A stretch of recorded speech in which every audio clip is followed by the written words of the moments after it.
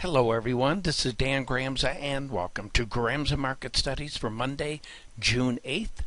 Greetings from Dallas, Texas. Let's take a look at that NASDAQ market. I was looking for unchanged to higher because I thought we'd get some positive data. We did get the positive data, but that is not the price behavior that we did get. However, it is bouncy at levels that we found buyers before. I'm looking for unchanged to higher for Monday. And in the currencies, the euro did get weaker.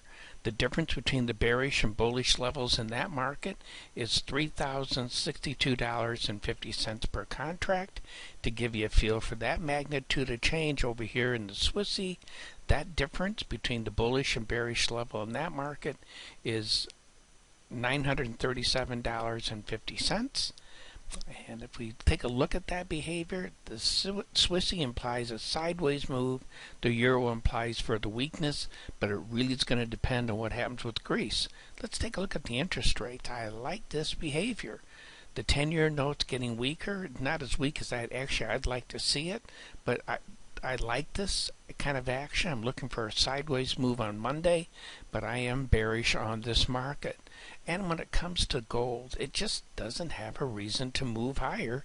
As you can see, further weakness occurred in that market. Not surprising, looking for a rest day on Monday.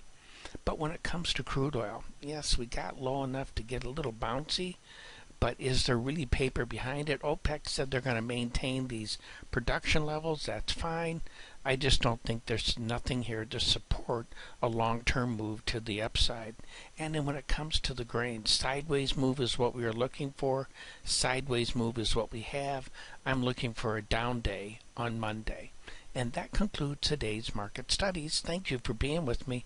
I look forward to being with you again. And in the meantime, take care.